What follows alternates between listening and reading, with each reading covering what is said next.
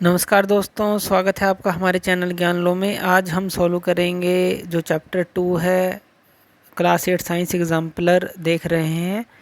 तो आज कुछ क्वेश्चन लेंगे चैप्टर 2 के। तो यहाँ पर पहला जो क्वेश्चन है वो ले लेते हैं। मल्टीपल चॉइस क्वेश्चन है हमारे पास। तो ये 7 क्वेश्चन है, पहले तो हम ये ले लेते हैं। तो यहाँ सबसे पहला है हमारे पास, which of the following reproduces only inside a host cell. इनमें से कौन सा जो हमें दिया गया है, बैक्टीरिया, वायरस, अमीबा और फंगस, इनमें से कौन है जो सिर्फ एक होस्ट सेल के अंदर ही रिप्रोड्यूस करता है, अपने आप को दोबारा प्रोड्यूस कर सकता है।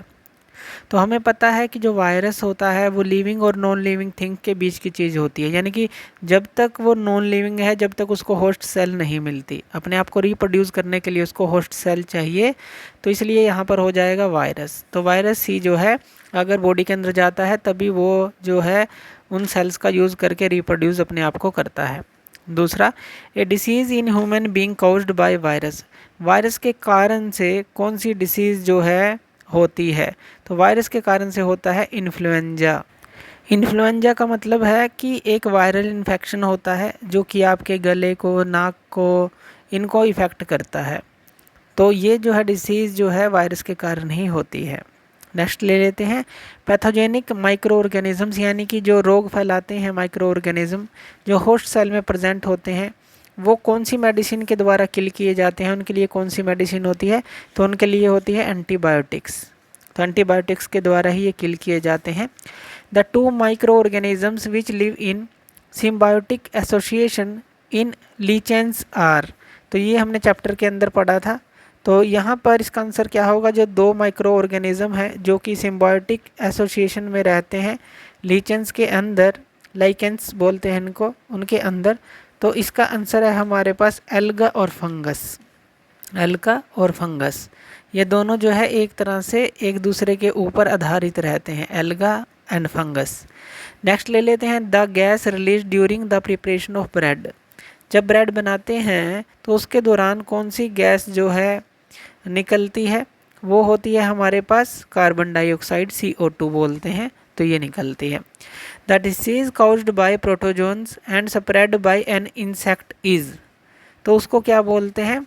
उसको हम बोलते हैं मलेरिया। हमने ये भी पढ़ा था चैप्टर में, जो प्रोटोजोन्स के द्वारा जो डिसीज़ होती है और स्प्रेड होती है इंसेक्ट के थ्रू, जो है वो मलेरिया होती है।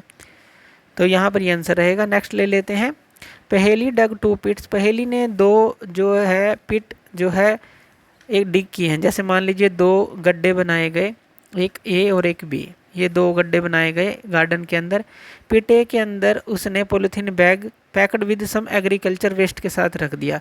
अब ए के अंदर उसने एक पॉलीथीन बैग रख दिया और यहाँ पर कुछ एग्रीकल्चर वेस्ट भी है इसके अंदर। तो ए के अंदर तो ये हो गया, यानी कि इसके अंदर क्या है? पॉलीथीन, याद रखना है। In pit B she dump the same kind of waste but without packing it in a polythene bag. अब यहाँ पर पॉलीथीन बैग नहीं है, यहाँ पर सिर्फ वेस्ट जो है इस तरह से ही डाल दिया जो बी गड्ढा है उसके अंदर।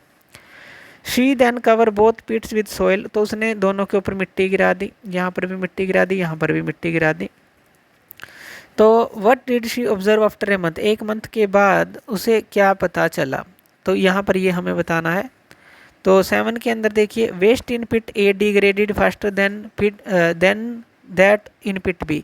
क्या जो ए के अंदर पॉलीथीन के अंदर हमने डालकर रखा है वो जल्दी डिग्रेड होगा? पॉलीथीन के अंदर डालकर रखा है। या waste in pit B degrade faster than that in pit A, या फिर बी के अंदर जो है फास्टरली वो जो है डिग्रेड हो जाएगा। तो यहाँ पर आंसर रहेगा बी, क्योंकि यहाँ पर पॉलीथीन जो है वो हमें पता है वो जो है गलता नहीं है, आसानी से डिग्रेड नहीं होगा। लेकिन पिट बी के अंदर जो है वेस्ट डाला गया है वो आसानी से डिग्रेड हो जाएगा। इसके दो ऑप्शन और हैं, वो भी आप देख सकते हैं। In both pits degraded almost equally. क्या जो वेस्ट है दोनों के अंदर इक्वली डिग्रेड होगा? तो ऐसा भी नहीं होगा। और जो वेस्ट है बोथ पिट्स में did not degrade at all, और डिग्रेड होगा ही नहीं, ऐसा भी नहीं होगा। तो बी ही इसका आंसर रहेगा। नेक्स्ट ले लेते हैं क्वेश्चन 8। यहाँ पर हमें कुछ वर्ड दिए गए हैं, अनस्क्रैम्बल करना है इन जंबल वर्ड को, और जो ये अंडरलाइन वर्ड दिए गए हैं तो इनसे क्या क्या बनेगा वो हमें देखना है। तो यहाँ पर देखिए ये हमें दिया गया है, तो इससे हमारे पास बनेगा एंटीबॉडीज़। तो यहाँ पर आंसर आएगा एंटीबॉडीज़। एंटीबॉडीज़ क्या होते हैं? जो हमारे बॉडी के अंदर बनते हैं ताकि जो डिसीज़ हैं बॉडी के अंदर उनसे लड़ने की क्षमता हमें मिले, यानी कि जो प्रतिरोधक क्षमता है वो हमें मिले। नेक्स्ट ले लेते हैं। यहाँ पर जो हमें दिया गया है, ये जो वर्ड दिया गया है, इससे हमें हमारे पास बनेगा ट्यूबरक्यूलोसिस। तो यहाँ पर ये आ जाएगा हमारे पास ट्यूबरक्यूलोसिस। तो ट्यूबरक्यूलोसिस क्या होता है? इसको हम क्षय रोग या फिर टीबी भी बोलते हैं, जो कि लंग्स को डैमेज करता है। तो वो चीज़ हो गया। नेक्स्ट जो है सी के लिए, यहाँ पर ये बनेगा हमारे पास एंथ्रेक्स। अब ये जो एंथ्रेक्स होती है ये एक काफ़ी ख़तरनाक बीमारी होती है। वैसे तो ये जो है गायों बैलों, यानी कि जो गायें हैं, बैल हैं, भेड़ हैं, उनके अंदर पाई जाती है, लेकिन अगर मनुष्य के अंदर भी आ जाती है तो इससे काफ़ी गंभीर परिणाम इसके होते हैं और मृत्यु तक हो सकती है। नेक्स्ट लेते हैं, जो यहाँ पर ये हमें दिया गया है। अब यहाँ पर देखिए, इनके साथ ये हिंट भी आपको याद रखना है। Cells of our body produce, ये चीज़ प्रोड्यूस करती हैं टू फाइट पैथोजन, यानी कि एंटीबॉडी प्रोड्यूस करती हैं, साफ पता चलता है। Dash is an airborne disease caused bye bacterium, ये एयरबोर्न डिसीज़ है ट्यूबरकुलोसिस। और यहाँ पर dash is a dangerous bacteria disease, यानी कि ये जो एंथ्रेक्स है। इसी तरह से यीस्ट जो है प्रोड्यूस की जाती है in the wine industry because of their property, हमें पता है वो क्या होती है, फर्मेंटेशन। तो यहाँ पर हिंट हैं तो हमें इनका यूज़ करना है और यहाँ पर इनको लिखना है। तो इससे आप आसानी से समझ सकते हैं कि आपको हिंट भी दिए गए हैं और ये जो है जंबल जो वर्ड दिए गए हैं इनको आप आसानी से सॉल्व कर सकते हैं। चलिए नेक्स्ट क्वेश्चन ले लेते हैं। Suggest a suitable word for each of the following statement, इन स्टेटमेंट के लिए हमें सुटेबल वर्ड बताना है। Chemical added to food to prevent growth of microorganism, ये कौन से केमिकल हैं कि जो माइक्रो ऑर्गेनिज्म को ग्रोथ होने से रोकते हैं ताकि लंबे समय तक हम फूड को प्रिजर्व रख सकें? तो इसका आंसर क्या रहेगा? प्रिजर्वेटिव्स, जो कि फूड को लंबे समय तक स्टोर रख सकें, जिनके कारण से तो प्रिजर्वेटिव मिलाए जाते हैं। नाइट्रोजन फिक्सिंग माइक्रो ऑर्गेनिज्म कौन सा होता है जो कि रूट नोड्यूल में लिगुम्स के प्रेजेंट होता है? तो ये भी हमने पढ़ा था, ये होता है रिजोबियम। तो यहाँ पर ये क्या आ जाएगा हमारे पास? रिजोबियम। नेक्स्ट जो है, agent which spread pathogens from one place to another, एक जगह से दूसरी जगह कैरी करके ले जाना, तो उसको हम कैरियर बोलते हैं या फिर हम उसको वेक्टर भी बोलते हैं। ये चैप्टर में हमने पढ़ा था। केमिकल विच किल और stop the growth of pathogen, जो कि किल करते हैं और स्टॉप करते हैं ग्रोथ ऑफ पैथोजन को। तो डॉक्टर के पास जाते हैं तो हमें वो क्या देता है दवाई के साथ? एंटीबायोटिक्स देता है ताकि इनकी ग्रोथ को रोका जा सके।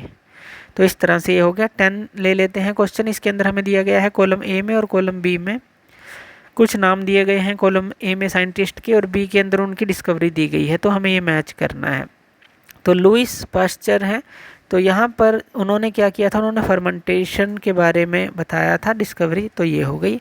रॉबर्ट कोच हो गए, रॉबर्ट कोच ने हमें बताया था एंथ्रेक्स बैक्टीरियम के बारे में। एडवर्ड जेनर जो थे उन्होंने बताया था हमें स्मॉल पॉक्स वैक्सीन के बारे में। और अलेक्जेंडर जो फ्लेमिंग थे उन्होंने बताया था पेंसिलिन के बारे में। तो इस तरह से आप इनको यहाँ पर मैच कर देंगे। नेक्स्ट ले लेते हैं, name one commercial use of east, east का यूज़ कमर्शियल जो है किस लिए किया जाता है? तो इसका ब्रेड बनाने के लिए या फिर जो अल्कोहल ड्रिंक बनाने के लिए मेनली यूज़ किया जाता है। तो आप क्या कोई भी एक नाम दे दीजिए, या तो ब्रेड कह दीजिए या फिर जो अल्कोहलिक ड्रिंक हैं उनको बनाने के लिए इसका यूज़ किया जाता है, तो अल्कोहलिक ड्रिंक्स कह दीजिए। Name the process in east that convert sugar into alcohol, sugar को अल्कोहल में कन्वर्ट करने की प्रक्रिया को क्या कहते हैं? यहाँ भी हमने डिस्कस किया था, ये फर्मेंटेशन होती है, फर्मेंटेशन। तो इस प्रक्रिया को बोलते हैं फर्मेंटेशन। नेक्स्ट ले लेते हैं, in the soil which nutrient is enriched by blue green algae, तो सोइल के अंदर कौन सा न्यूट्रिएंट है जो कि इनरिच होता है जो ब्लू ग्रीन एल्गी से? तो हमें पता है ये होता है nitrogen, nitrogen. Why should we avoid standing close to a tuberculosis patient while he is coughing, हमें जो ट्यूबरकुलोसिस पेशेंट है यानी कि जो टीबी का मरीज हो गया, उससे ग्रसित हो गया, तो उससे दूर क्यों रहना चाहिए जब वो खांस रहा हो? अब देखिए ये क्या है, एक एयरबोर्न डिसीज़ है। ये किसके कारण से फैलती है? हवा के कारण से फैलती है। तो ये ईजिली स्प्रेड हो सकती है, इसीलिए उससे हमें दूर रहना चाहिए क्योंकि एयरबोर्न डिसीज़ है। नेक्स्ट क्वेश्चन ले लेते हैं। इस क्वेश्चन में हमें क्या दिया गया है? Polio drops are not given to children suffering from diarrhoea why. जो डायरिया से ग्रसित होते हैं बच्चे, उनको पोलियो ड्रॉप्स क्यों नहीं दी जाती? इसका मतलब है कि जो जैसे कि दस्त की बीमारी हो जाती है बच्चों को, तो उसके लिए क्यों नहीं दी जाती? क्योंकि अगर आप उसको दवाई देंगे भी तो लूज़ मोशन है उसको, तो उसका कोई फ़ायदा नहीं होगा, तो वापस से वो निकल जाएगी बाहर, तो इसलिए उनको नहीं दी जाती। नेक्स्ट क्वेश्चन है हमारे पास, Paheli watched her grand mother making mango pickle. Paheli जो है अपने ग्रैंड मदर को देख रही हैं कि वो मैंगो यानी कि आम का अचार डाल रही हैं। आफ्टर शी बोटल्ड द पिकल, जब वो पिकल को बोटल करते हैं, बोतल के अंदर डालते हैं, तो उसके अंदर ऑयल को डालते हैं। टॉप ऑफ द पिकल, ऊपर तक डाल देते हैं, भर देते हैं इसको, उसका ढक्कन लगाने से पहले जो डिब्बा है। Paheli wanted to know why oil was powder, तो वो जानना चाहते हैं कि ऑयल इसके अंदर क्यों डाला गया है, और क्या आप उनको ये बात समझने में हेल्प कर सकते हैं? अब देखिए जो ऑयल होता है वो क्या करता है, वो बैक्टीरिया के अटैक को प्रिवेंट करता है। तो ये क्या करता है? बैक्टीरिया के अटैक को प्रिवेंट करता है, बैक्टीरिया से कह लें बचाता है। तो जो पिकल है वो उसको बचाएगा और उसको नष्ट होने नहीं देगा, तो इसलिए ऑयल जो है उसके अंदर वो भरा जाता है। तो इस तरह से ये हमने कुछ क्वेश्चन लिए। नेक्स्ट जो बच्चे क्वेश्चन है हम नेक्स्ट लेक्चर के अंदर लेंगे। तो थैंक यू वीडियो देखने के लिए, और इसी तरह की वीडियोज़ के लिए आप हमारे चैनल ज्ञान लो पे हमें सब्सक्राइब कर सकते हैं। धन्यवाद।